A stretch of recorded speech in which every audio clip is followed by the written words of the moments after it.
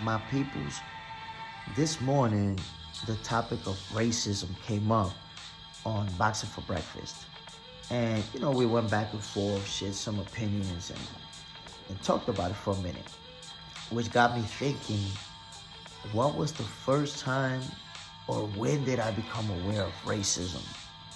And it's crazy because I was only 8 years old, and it was at my elementary school. Um, I grew up in New York City, in Manhattan, uptown, and mostly everybody there is Hispanic or black. The overwhelming majority at that time. And that was the same case in my school. Mostly Hispanics, mostly blacks. But there were a few whites. And this happened, my situation, in the cafeteria. You had to give a stamp to get your breakfast and another little stamp to get your lunch. But in order for you to have those stamps, you had to fill out some paperwork. Take it home. Your parents put in a bunch of information. That's how the school determines if you have to pay for your breakfast and lunch or if it would be free. I don't know if it's the same process now. I'm talking about 88 or something like that. Well, I didn't have the paperwork, so I didn't have the stamps. I go to school, maybe my third day. I make the line just like everybody else. And when I get to the front of the line, man, there's this white lady there. And she says, "Speak English," with such a mean face, like such a hateful voice, the way she did it. And I looked at her, imagine, I'm only 8 years old. And I say, "No English, no. That's the only thing I know how to say, no English." And I told the kid next to me, "Tell her I don't speak English." And she said something to him, and he told me, "If you don't got a stamp," she says, "you got to keep moving."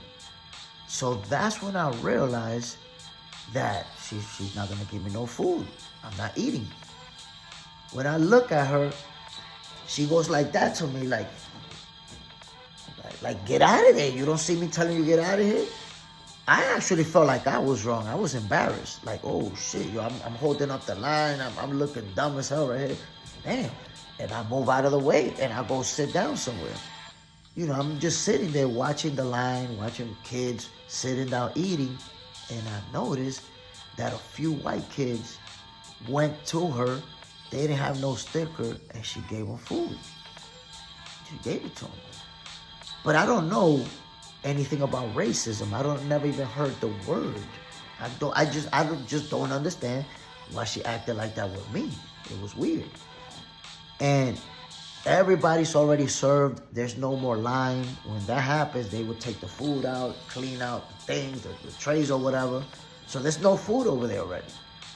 I'm just sitting, watching everybody else eat, waiting for the lunchtime to be over. And this lady comes over to me, this Hispanic lady.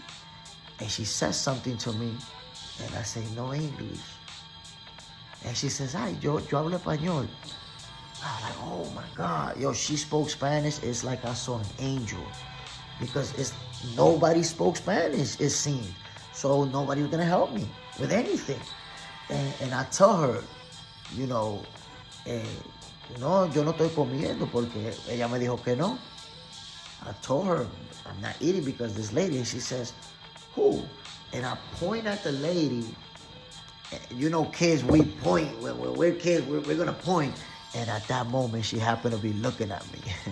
This Hispanic lady goes to her, and I don't know what she's saying because I'm too far away, but I see that they're talking, and then the Hispanic lady goes to the back, comes to my table with a tray, and it has some milk and a little cereal, a little box of cereal.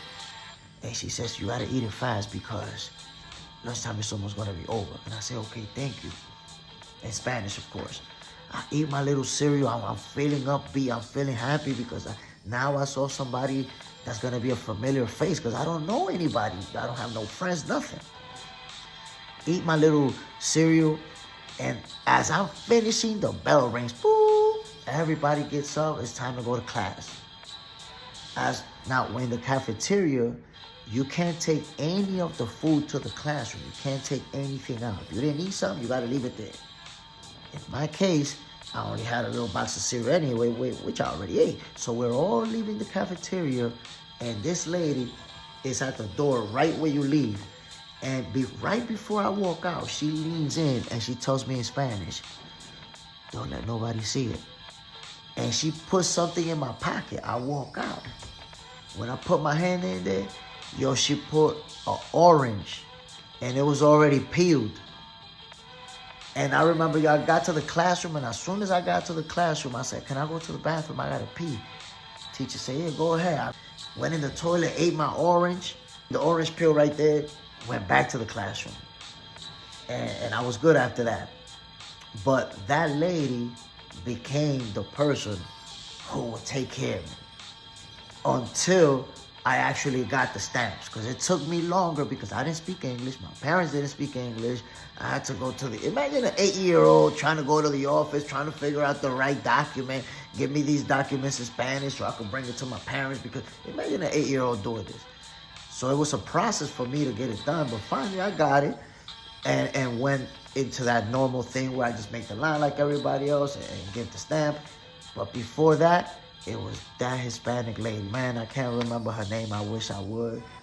Who would just take care of me. Who she know I don't got the sticker. I will go into the cafeteria. This happened for a few days that I would go into the cafeteria and just sit. I wouldn't even make the line because I already knew. She told me, that lady, she's not going to give it to you. Just sit over there. So I would sit at the table and just wait for her. And she would just come and bring me breakfast. And she would come and bring me lunch. And eventually, she didn't tell me that woman is a racist. Or she did that to you because you're black or Hispanic. Eventually, I figured it out. I started with time. I noticed how she acted with the few white kids that were in the school versus how she acted with everybody else. We were mostly black and Hispanic. And I also noticed how to some kids, she was just a mean lady. But to me, nah, she was a racist. And I remember, like, this was the first adult that as a kid, I felt some negative feelings about. Like, I don't like you. I really don't like you. I hope you slip and bust your ass right there. Like, I really did not. I don't remember being, a kid, 8 years old, and disliking an adult in that manner until that lady. But there you have it. That was the first time that I dealt with racism. I dealt with a lot of situations, and I think that's why I'm so passionate about that topic, and I address it. And I don't like people when I see that that's part of who they are. There you go.